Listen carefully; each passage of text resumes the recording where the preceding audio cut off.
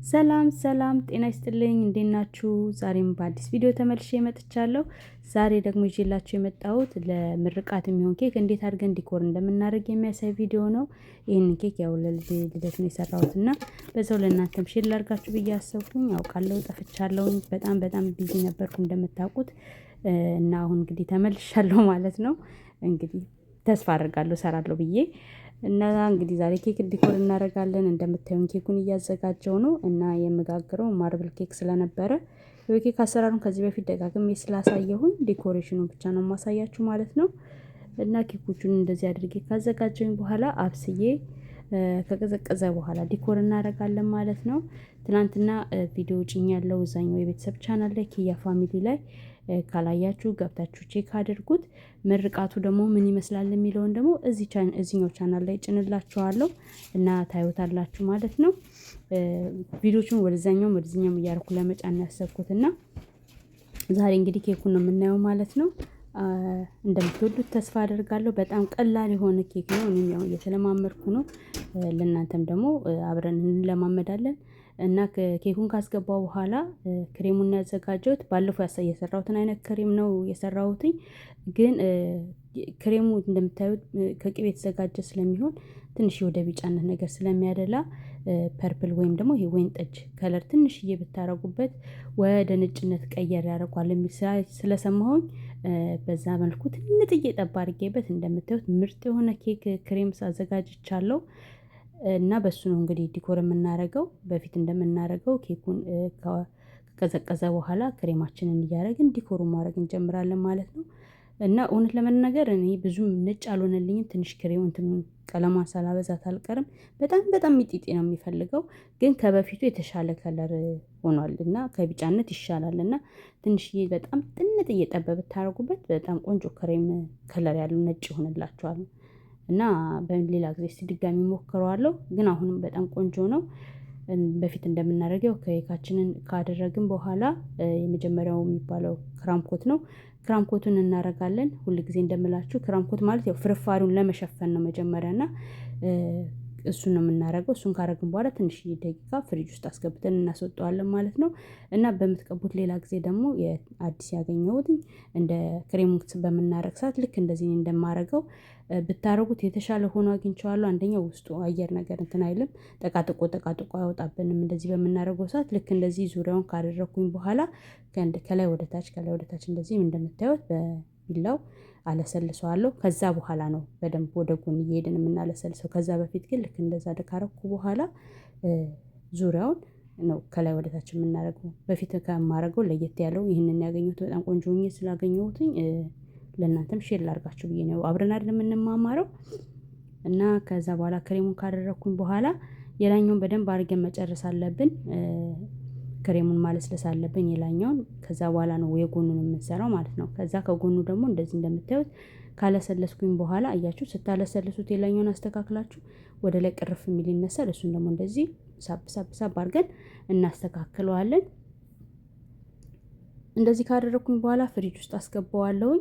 ከዛ በኋላ ከፍሪጅ ውስጥ ካወጣው በኋላ ሰከንድ ኮት ሁለተኛውን ማለት ነው እናደርጋለን ማለት ነው። ከዛ በኋላ ምንም አናደርግም። ስለዚህ የኛውን በደንብ አድርጌ ምንም አይነት ፍርፋሪ እንዳይኖረው አድርጌ በተቻለ መጠን ለማሳመር ሞክራለሁ። በጣም ቀላል ኬክ ነው ዛሬ ይዤላችሁ የመጣው፣ ስለዚህ አይከብዳችሁም። ከላይ እንደዚህ በደንብ ካለሰለስኩኝ በኋላ ልክ ቅድም እንዳደረኩትኝ ዙሪያውን አደርጋለሁ። ያው የኔ ማሽኗ በራሱ የሚሽከረከር አይደለም፣ በፍጥነት የሚሽከረከረው ስላልሆነ ትንሽ ያስቸግራል። ግን በዚህ መልኩ ሲሰራ ግን ቆንጆ ሆኖ አግኝቼዋለሁ እና ለዛ ነው ልክ እንዲህ ካለበስኩት በኋላ ቅድም እንዳደረግነው ከላይ ወደ ታች እያደረግን እናለሰልሰዋለን ማለት ነው። መጀመሪያ በትልቁ ከማለስለሳችን በፊት በቢላው ልክ እንደዚህ አለሰልሰዋለሁኝ።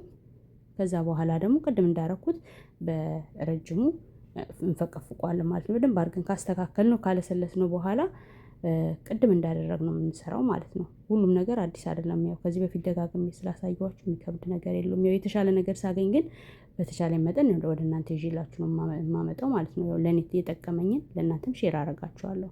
ልክ እንደዚህ ካረኩ በኋላ ያው እንዳያችሁት ከላይ ያለውን ደግሞ ቀስ ብለን ከዳር ወደ ውስጥ ነው የምናመጣው።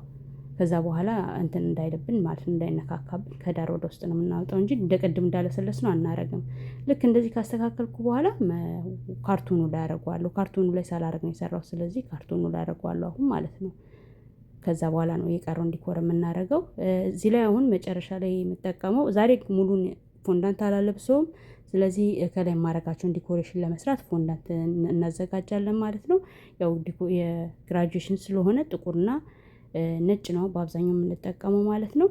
እና ይሄኛው ከላይ የምንሰራበት ኮፍያውን የምንሰራበት ነው። እንደዚህ 4 ማዕዘን ያስፈልገናል። ሁሉንም ነገሮች እንደዚህ ቆራርጠን ማዘጋጀት አለብን። እንደዛ በምናደርገው ሰዓት ንፋስ ሲመታው ፎንዳንት የመድረቅ ባህሪ ስላለው ደረቅ እንዲልልን እየሰራን ዳር ላይ እናስቀምጠዋለን፣ ወይም ደግሞ ፍሪጅ ውስጥ እናደርገዋለን ማለት ነው። ግማሹን ፍሪጅ ውስጥ ነው የማሳድረው፣ ምክንያቱም በማግስቱ ነው የምጠቀመው።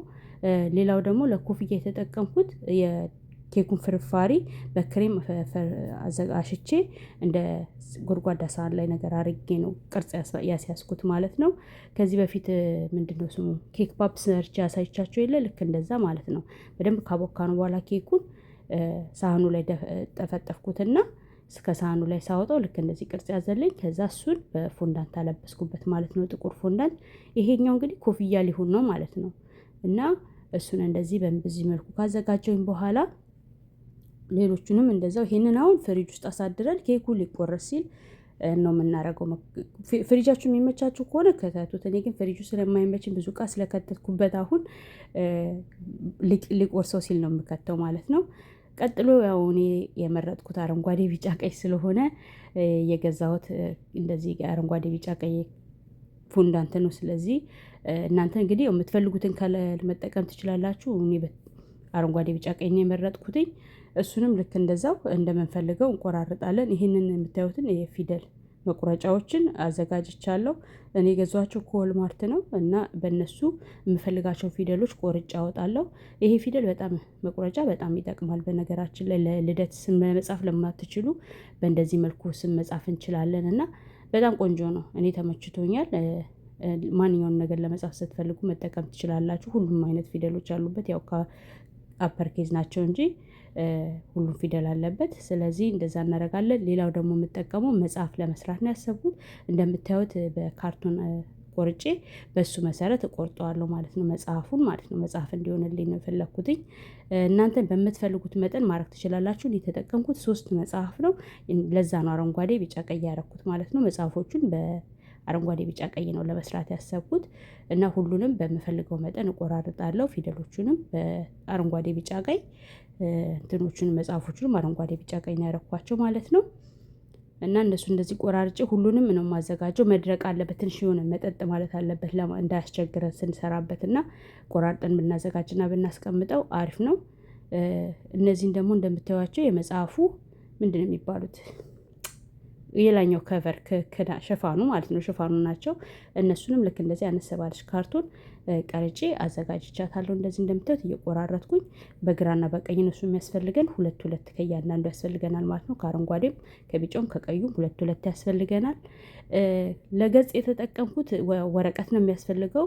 ወፌ ፔፐር የሚባለው አላለ እንደ ወረቀት ነው የሚበላ ሆኖ ከሩዝ የሚሰራል ራይዝ ፔፐርም ይሉታል አንዳንድ ጊዜ እና እሱም ማግኘት አልቻልኩም። ስለዚህ ያለኝ አማራጭ በፎንዳንት መስራት ስለሆነ ፎንዳንቱን በተቻላችሁ መጠን እንደኔ ማግኘት ካልቻላችሁ ፎንዳንቱን ስስ አድርጋችሁት ከዛ በኋላ መቆራረጥ ነው፣ ገጽ እንዲሆን ማለት ነው። እና በትንንሹ እንቆራርጧለን። ልክ እንዲህ ከጠፈጠፍኩ በኋላ በትንሹ ቆራርጧለሁ ማለት ነው።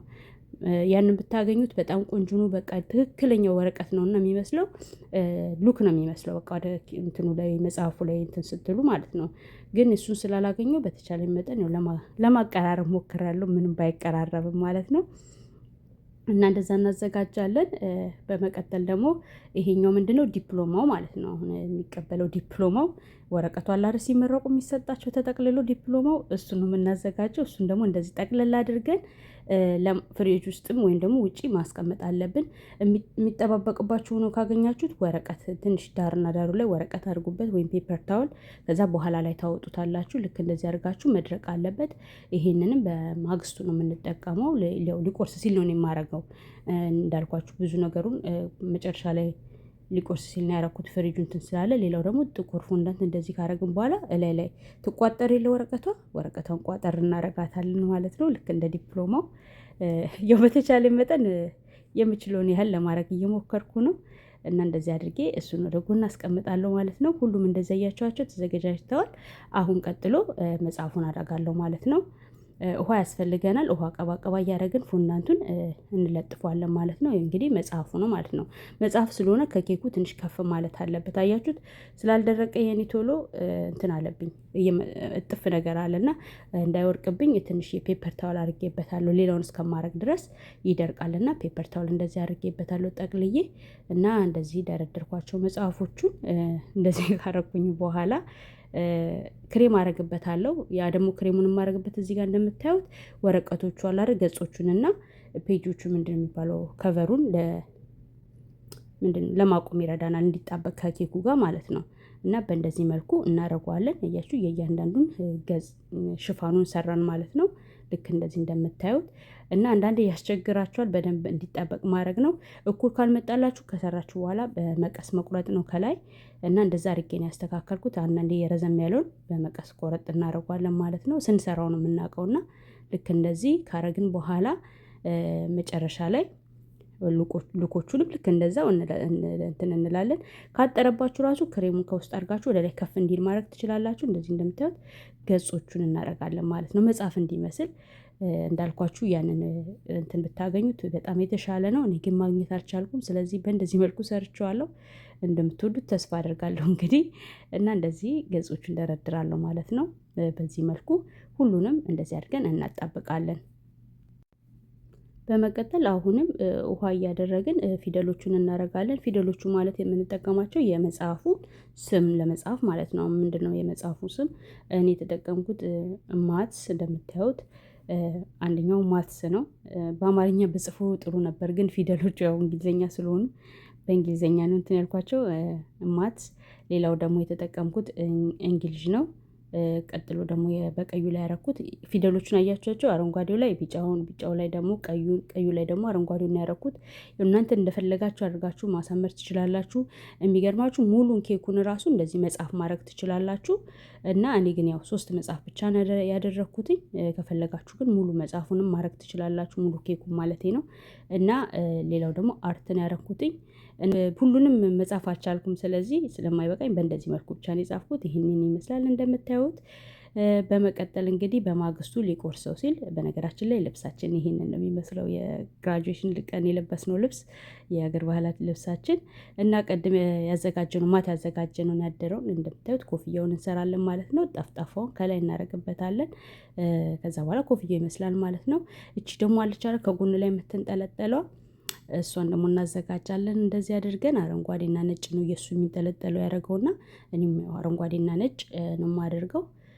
ኮፍያዋ ላይ የምትንጠለጠለው ከጎን ያለችው ማለት ነው። እሷንም እንደዚሁ ክሯን ማለት ነው እንደዚህ በዚህ መልኩ አዘጋጅቻታለሁ። ትንሽ ጠቅለል ነገር እናረጋትና መለጠፍ ነው። እዛ ላይ ወስደን ትንሽ ውሃ ጠብ አድርገን መሀሉ ላይ ለጠፍ እናደርገዋለን።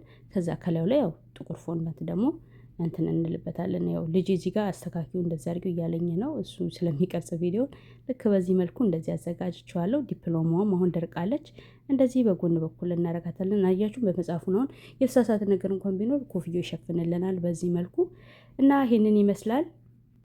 የሚገርማችሁ ከላይ ክላስ ኦፍ 2026 የሚለውን አረጋለሁ ብዬ ገዝቼ ነበረ እና ሳላስበው ጠፋና ማረግ አልቻልኩም። እና ኬኩ እንግዲህ እንደምታዩት ይሄን ይመስላል። ትወዱታላችሁ ብዬ ተስፋ አድርጋለሁ። እንግዲህ ይሄን ቪዲዮ ከወደዳችሁ ላይክ፣ ሼር፣ ኮሜንት፣ ሰብስክራይብ አድርጉ። ሌላ ጊዜ በሌላ ቪዲዮ ተመልሼ እመጣለሁ። እስከዛው ሰላም ቆዩኝ። ቴንክ ፎር ዋቺንግ ባይ